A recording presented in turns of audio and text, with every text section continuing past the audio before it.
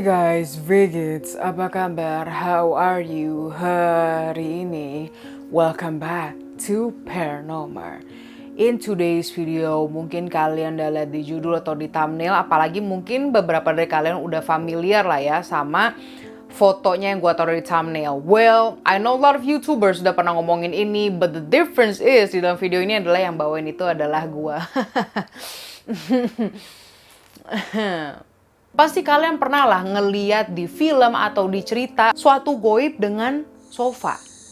Yes, I know it's weird. Tapi salah satu contohnya, let me just say, Conjuring. Masih inget gak sih hantu yang kayak kakek itu? Yang megang remote dan dia itu duduk di sofanya yang di pojokan rumah itu. Hell to the fuck, no. No, gue bukan mau ngomongin hantu, tetapi memang benar ada kejadian lah, gengs. Di balik kenapa ada makhluk goib yang masih suka duduk di sofa favoritnya zaman dia masih hidup. Let's just get into it daripada intronya kepanjangan. So here's Paranormal. Penemuan sofa yang tidak disangka-sangka. Let's just get into it.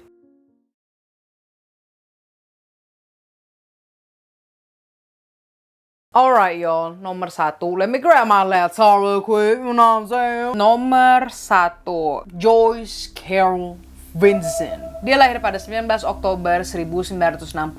Ayahnya Lawrence adalah seorang tukang kayu. So basically Joyce ini dia tuh anak imigran karena dari zaman kecil dia itu udah dibawa sama orang tuanya nih, sama si bapaknya Lawrence juga pindah ke London karena asal muasal keluarganya itu dari Grenada. Joyce ini dia pas umur 11 tahun ibunya meninggal. And she was really sad, dimana keluarganya itu lama-kelamaan menjadi hancur. Kayak dia sama saudaranya mulai renggang dan relationship-nya sama bapaknya itu juga sudah mulai gak begitu, you know, like it used to be. But regardless of what happened, Joyce ini tetap melanjutkan sekolahnya dari SD, yaitu SD-nya itu di Sekolah Dasar Malcolm. Kemudian dia terus juga ngelanjutin ke sekolah Fulham Gilead untuk anak perempuan. Namun, walaupun dia udah ngelanjutin pendidikannya, pas lagi dia umur 16 tahun, dia memutuskan untuk berhenti sekolah. Ada yang bilang kalau dia itu berhenti, ada juga yang bilang bahwa dia itu drop out. Menurut orang yang mengenal Joyce ini, dia itu dari kecil merupakan perempuan yang social butterfly. Maksud gue tuh dia itu gampang diajak gaul, ramah, but ketika dia udah mulai dewasa jadi berubah, jadi kayak pendiam, susah yang namanya senyum, ketiak lagi. Ketika dia beranjak dewasa, dia sering menemukan sebuah kesempatan di mana dia bisa bertemu dengan orang-orang terkenal. Salah satunya tuh musisi terkenal yaitu Stevie Wonder. She met him. Lu bayangin, okay? It's a dream for a lot of people. What I'm trying to say is, kan tadi gue bilang, walaupun dia kepribadiannya berbeda lah pas dia dewasa menjadi pendiam dan jadi penyendiri, itu bukan berarti kalau dia itu gak bisa bergaul kemana-mana gitu. Look at this, dia bisa punya channel tuh yang namanya ketemu sama orang-orang terkenal. Anyways, let's continue. Pada tahun 1985, Joyce ini mulai mempunyai pekerjaan yang serius. Dia bekerja sebagai sekretaris di perusahaan pelayaran yang namanya adalah Overseas Containers Limited. Kemudian ia bekerja dengan perusahaan Jepang, Itochu Corporation, dan juga dengan perusahaan investasi, The Low Debenture Corporation. Well damn, she got a lot of job. Jadi wanita karir, alright. Setelah pekerjaan itu semua, akhirnya dia menetap bekerja di departemen bendaharaan perusahaan. Susah banget anjir. Di Ernst & Young selama 4 tahun. Nah, dia di sini tuh paling lama daripada di perusahaan-perusahaan sebelumnya. Now we going to tahun 2001, di mana yang tadinya Joyce itu enjoy aja, maksudnya kerjanya di Ernst & Young, tiba-tiba di tahun itu dia berhenti seberhenti-hentinya. I'm talking about dia gak ada kontak, she just gone poof. Jadi dia tuh nggak memberikan alasan apa-apa, dan rekan-rekannya Joyce itu juga pada kaget. Mereka nggak pernah ngira bahwa Joyce itu akan berhenti tanpa alasan dan bahkan tanpa ada ke kantor lagi untuk kayak ngasih tahu gitu, gue mau berhenti, gue mau resign, nggak ada. Bener-bener udah berhenti kerja aja. So selama kepergiannya itu banyaklah rumor di kantor dimana oh dia berhenti kerja karena mungkin dia udah dapat pekerjaan yang lebih baik lah. Banyak juga yang mengira bahwa dia itu telah pindah lah ke luar negeri, this and that. Setelah pencarian lebih lanjut, walaupun ini bukan resmi, jadi ini jatuhnya kayak rumor juga, tetapi banyak yang dipercayain gitulah ya. Dimana rekan-rekannya menemukan bahwa ada cerita dimana si Joyce ini berada dalam hubungan yang kasar. Tak lama setelah berhenti dari pekerjaannya, salah satu rekannya itu ngegap si Joyce bahwa dia itu lagi pindah ke tempat penampungan bagi korban kekerasan dalam rumah tangga, KDRT gitu ya. Dan pada saat itu juga si rekan mengetahui satu informasi lagi di mana si Joyce sekarang ini bekerja di sebuah hotel murah dan menjadi cleaning service-nya. Tetapi itu cuma omongan-omongan dari rekan di mana nggak ada kayak bukti resminya, none of that. So it's still a rumor. Jatuhnya hilang. Move forward ke tahun 2003. Lebih tepatnya di Februari 2003, telah diketahui bahwa Joyce itu nggak hilang sama sekali. Maksud gue, oh, she's still alive and well, dia masih hidup dan masih tinggal di suatu tempat ternyata. Jadi si Joyce ini telah pindah ke flat. Flat tuh kayak semi apartemen atau kosan bagus. Flat tuh ya kayak tempat tinggal lah anjir. Dan tempat tinggalnya itu bener-bener di atasnya Wood Green Shopping City. Nah, tempat flatnya atau tempat tinggalnya itu dimiliki oleh Metropolitan Housing Trust. Itu adalah company di mana mereka menyediakan fasilitas tempat tinggal bagi para korban KDRT. Nah, jadi intinya rekan kerjanya itu yang bilang bahwa dia tuh kena KDRT, dia lagi nampung di rumah, gue pernah lihat kok ini itu. Dia tetap benar, cuma beda gedung. Yang dia lihat yang awal-awal bukan di flatnya Metropolitan Housing Trust yang letaknya di atas Wood Green Shopping City, tapi di tempat yang berbeda. Jadi si yang rekannya itu benar. Anyways, let's continue. Di tahun yang sama, pada bulan November, si Joyce ini tiba-tiba muntah darah. Dan dia dirawat di rumah sakit Middlesex Utara. Lalu keluar hasilnya ada apa dengan badannya kok bisa dapat muntah darah. Telah diketahui bahwa Joyce itu mengidap tukak lambung. What the hell is tukak lambung? Hold on, I don't even know what that is. Itu kayak mah bukan sih? I don't know. Tukak lambung. Tukak lambung adalah luka pada lambung yang menyebabkan keluhan sakit mah. Exactly, mah kan? Kalau lu mau tahu lebih lanjut itu penyakit apaan ya lu Google sendirilah. I told you I'm not a professional storyteller, man. Come on. So, setelah mendapat kabar bahwa dia mengidap penyakit yang serius itu, dia jadi distance lagi sama orang-orang yang baru dia kenal. Distance tuh maksudnya dia jaga jarak, bener-bener menjauhi diri. Nah, itu bahasa Indonesia. So, she was all alone, dia sendiri, dia nggak mau ditolongin siapa-siapa, dan nggak ada kabar lagi. We'll see what happened. Pada awal-awal bulan November ke Desember, si ibu kos ini mulai menyadari ya bahwa si Joyce nih udah nggak ada suaranya ya. Maksudnya dia nggak pernah ngelihat si Joyce itu keluar kamar lagi. But regardless, si ibu kosnya nggak ada masalah. Sampai bulan Januari nih.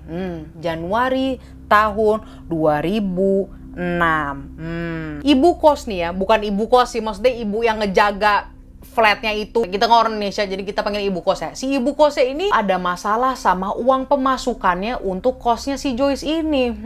Dia nyadar somebody hasn't paid the damn rent. Jadi sebelumnya perusahaannya Joyce tetap membayar. Yes, jadi si Joyce ini selama hilang dia tuh tetap kerja, tetapi di suatu perusahaan. Dan itu bukannya Ernst & Young ya. But some articles say bahwa dia ini kerja untuk perusahaan negara di mana apapun ditanggung. But with all that being said, si perusahaan ini pun tahu bahwa Joyce ini tuh udah nggak kerja-kerja loh. Dari sebelum November, sebelum dia masuk ke rumah sakit tuh sebenarnya udah ngilang dia. Dimana dia nggak ngasih tahu bosnya dia mau keluar, tiba-tiba menghilang aja. Cuma ini perusahaan baik, dimana ya udahlah dia masih ada kontraknya, mungkin dia gimana, masih baik lah intinya. Dan mereka mengharapkan Joyce itu akan balik. Tetapi di bulan Januari ibu kosnya nyadar ini kok nggak dibayar nih. Matter of fact, dari bulan Desember kemarin ternyata udah nggak dibayar sama perusahaannya. Jadi udah di cut off, diberhentiin. Karena emang si Joyce nggak ada kabar, ngapain terus dibayar, bener nggak? Ya udah deh tuh.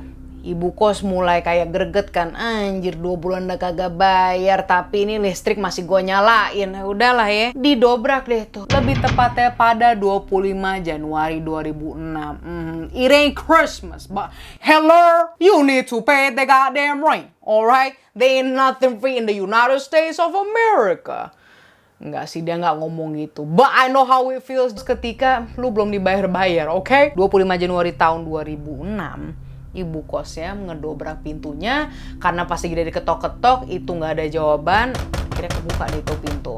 Setelah dibuka pintunya, si ibu kosnya ini melihat bahwa ada tumpukan surat-surat yang nggak dibuka dan itu banyak banget. Akhirnya dia kayak, ini kenapa nih, jangan-jangan udah nggak ada lagi nih orangnya gitu. Tapi gue nggak pernah ngeliat dia cabut. Masuklah dia. Ketika udah di ruang tengah, TV masih nyala. Matter of fact lagi nayangin channel BBC. Channel berita. Namun yang dia lihat di belakang TV tersebut ada sebuah sofa dan sofanya itu ada yang ngedudukin, yaitu mayatnya Joyce. Tubuh Joyce Vincent telah membusuk di atas sofa dan posisinya itu sedang menonton TV. Merinding gue anjing. Penemuannya itu sangat menyeramkan, dimana everything seems normal, maksudnya TV nyala dan itu main ada baunya. Cuma tetangga tidak mengira bahwa itu berasal dari manusia. Mereka mengira bahwa itu adalah bau sampah dari luar. Selain menemukan tubuhnya Joyce yang sudah membusuk itu, di sekelilingnya dia banyak yang namanya barang-barang yang udah dipakein kertas kado, udah dikasihin pita, dan It's really sad, jadinya sedih banget gak sih? Well, polisi datang, tubuhnya itu dibawa, dan sedihnya itu udah gak bisa diautopsi lagi karena ya memang badannya udah busuk. Jadi itu lumayan rumit untuk mengetahui penyebab kematiannya itu apa. Namun dikonklusikan bahwa penyebabnya si Joyce itu jadi meninggal ya karena penyakit lambungnya dia itu. Coba lu bayangin kalau Joyce itu nelpon satu orang. Nggak perlu kayak, lu kesini dong bawain gue makanan. Nggak, cuma kayak cerita aja. I'm sure kalau temen deket pasti ngertiin dia dan akan ngebantu si Joyce. But she didn't do it. Dia nggak reach out siapa-siapa. Bahkan ke kakak adiknya pun enggak. So that's the story. Next.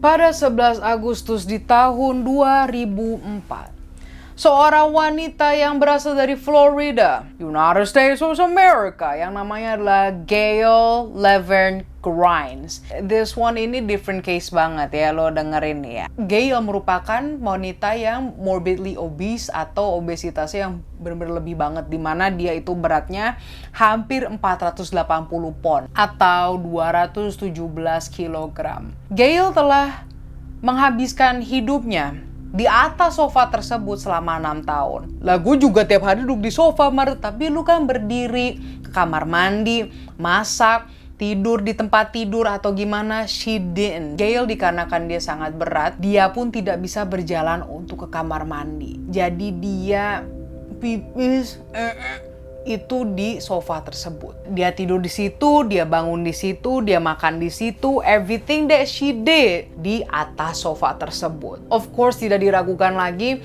seseorang yang seperti Gail itu sangat membutuhkan bantuan kan. Namun pada bulan Agustus itu, dia menelpon 911 bahwa dia itu sedang mengalami pernapasan yang sulit. Dimana dia berasa, aduh gue bentar lagi nih kayaknya gak bakal bisa diselamatkan, tolong.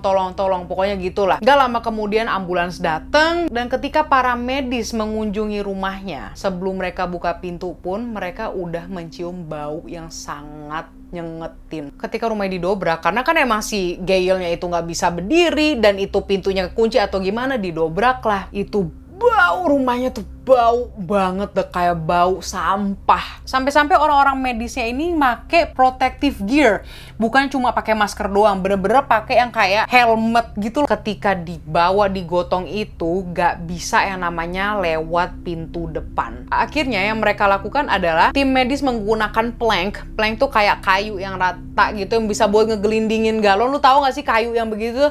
Nah itu di-attach, disambungin ke jendela rumahnya. Ditaruh lah itu planknya, dan si Gail-nya ini diangkatnya lewat situ karena jendelanya itu lebih lebar daripada pintu utamanya. Now, lu mikir kan masa segede-gedenya orang nggak bisa lewat pintu utama? Lu mau tahu nggak kenapa bisa sampai lewat jendela dan lewat kayu gitu? Tim medis itu nggak cuma gotong orang, tetapi dia itu ngegotong orang yang ada di atas sofa. Yes, mereka mesti ngangkat sofanya. Kulit manusia ini, kulit Gail telah menyatu dengan kulit sofanya. Dan itu kalau dirobek bisa kebawa juga dagingnya gitu. Kok bisa kayak gini? Well, it actually happened. Gue juga kaget. Sebenarnya ada fotonya, cuma gue jijik dan gue nggak mau naruh di YouTube gue juga sih. It's a little bit disgusting. Kulit tangan dan kulit di belakang punggungnya dan pahanya itu sudah nyatu dengan kulit sofa, dan ketika diangkat itu nggak bisa.